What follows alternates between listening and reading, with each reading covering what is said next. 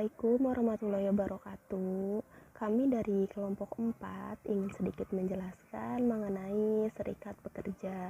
Sebelumnya perkenalkan, nama saya Alia Rohali. Nama saya Armita Eka Febrianti. Perkenalkan, nama saya Kristi Injilia Taunomang. Perkenalkan, nama saya Diko Gustiawan. Perkenalkan, nama saya Ega Sundari. Perkenalkan, nama saya Pandi Irawan.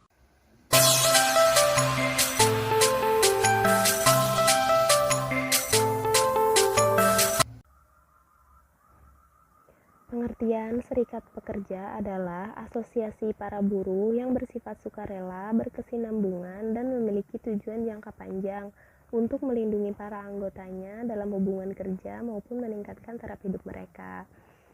Beberapa teori mengenai gerakan pekerja ada 6. Yang pertama, teori revolusi. Yang kedua, teori demokrasi industri. Yang ketiga, teori bisnis unionisme. Yang keempat, teori sosiopsikologis. Yang kelima, teori perubahan. Yang keenam, teori serikat pekerja. Nah, teori serikat pekerja ini dibagi lagi menjadi 5 teori. Yang pertama itu teori kemakmuran umum, yang kedua teori labor marketing, yang ketiga teori produktivitas, yang keempat teori bargaining, yang kelima oposisi loyal terhadap manajemen. Tujuan dan pentingnya serikat pekerja. Menurut Al-Fajar dan Heru menegakkan bahwa serikat pekerja memberikan kepada anggotanya hak-hak yang secara hukum tidak dapat diperoleh tanpa adanya serikat pekerja. Hal ini tentunya mendorong pekerjaan yang mempunyai serikat pekerjaan untuk mempertimbangkan reaksi pada pekerjaannya terhadap sebagai keputusan yang diambilnya. Walaupun begitu, dalam beberapa kasus, perusahaan-perusahaan yang tidak mempunyai serikat pekerja dan ingin tetap seperti itu memberi pertimbangan dan tunjangan-tunjangan yang lebih kepada karyawannya. Saya akan membahas materi tentang perkembangan tanggung jawab dan wewenang serikat pekerja. Tujuan utama setiap serikat pekerja adalah menciptakan dan mempertahankan serikat kerja yang berwenang dan kuat, yang dapat berbicara atas nama anggotanya dan melaksanakan persetujuan yang telah dicapai. Untuk bertindak secara efektif, serikat pekerja harus dapat bertindak secara tegas mengenai apa yang harus dilakukan dan apa yang tidak boleh dilakukan. Para anggotanya untuk mencapai tujuan tersebut, serikat pekerja melaksanakan berbagai kegiatan yang dimaksudkan untuk mendapatkan pengakuan dari para majikan.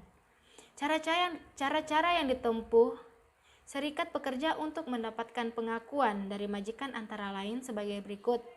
Yang pertama, melarang para anggotanya untuk bekerja dan memberi bantuan finansial kepada anggotanya yang sedang mengadakan pemogokan. Yang kedua, serikat pekerja juga mengambil tindakan-tindakan yang bertujuan menciptakan disiplin. Disiplin di kalangan anggotanya, misalnya untuk anggota yang membangkang, yang menentang politik atau kebijaksanaan serikat pekerja, atau dianggap membahayakan efektivitas serta pekerja sebagai wakil pekerja dikarenakan tindakan indisipliner yang hukumannya dapat berupa skorsing atau pemecatan sebagai anggotanya. Ini saya akan menjelaskan tentang Serikat Pekerja Seluruh Indonesia atau bisa disebut dengan SPSI. SPSI sendiri adalah suatu organisasi serikat swasta di Indonesia yang diakui pemerintah sejak Kongres SPSI kedua, yaitu tanggal 26 sampai 30 November 1985 di Jakarta. Organisasi ini semula bernama Federasi Buruh Seluruh Indonesia atau bisa disingkat dengan PBSI yang beranggotakan lebih dari 1 juta orang di seluruh pelosok tanah air. Sejak tanggal 20 Mei 1908 dengan berdirinya Persatuan Buruh Kereta Api dan Tram, sekaligus bertepatan dengan berdirinya Budi Utomo, tumbuh kesadaran berorganisasi yang semakin tinggi dan meluas dan muncullah beberapa perserikatan buruh di Indonesia.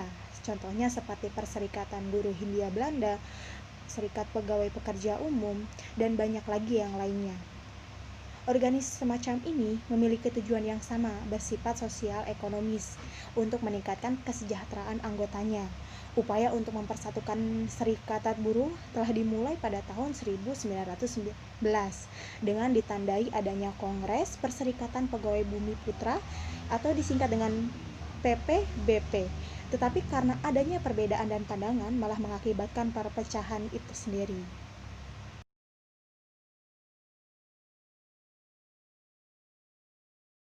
Di sini saya akan coba menjelaskan dasar hukum pendirian serikat kerja. Pendirian serikat kerja memiliki dasar-dasar hukum sebagai berikut. Yang pertama, Undang-Undang Dasar 1945 Pasal 27. Yang kedua, Undang-Undang Nomor 14 Tahun 1969 tentang ketentuan pokok mengenai tenaga kerja. Pasal 5, Pasal 11 ayat 1 dan 2. Berikutnya, Undang-Undang Nomor 18 Tahun 1996 tentang persetujuan Konvensi Internasional mengenai berlakunya dasar-dasar daripada hak untuk berorganisasi dan untuk berunding bersama, Pasal 1 dan Pasal 2 Konvensi Nomor 98 Lampiran Undang-Undang 18 Tahun 1956 Lembaran Negara 5-42. Bismillahirrahmanirrahim. Dengan rahmat Tuhan Yang Maha Esa, bahwa cita-cita proklamasi kemerdekaan 17 Agustus 1945 adalah mewujudkan masyarakat adil dan makmur berdasarkan Pancasila dan Undang-Undang Dasar Negara Kesatuan Republik Indonesia. Organisasi ini bernama Serikat Pekerja Seluruh Indonesia atau disingkat dengan SPSI.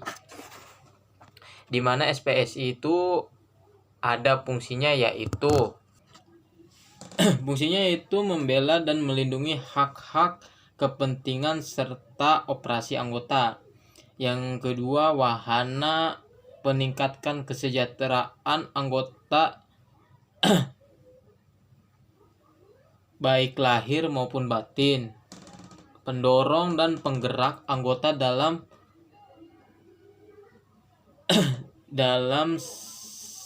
menyukseskan program pembangunan, khususnya pembangunan ekonomi, wahana pembinaan kader-kader bangsa yang menunjang pembangunan nasional.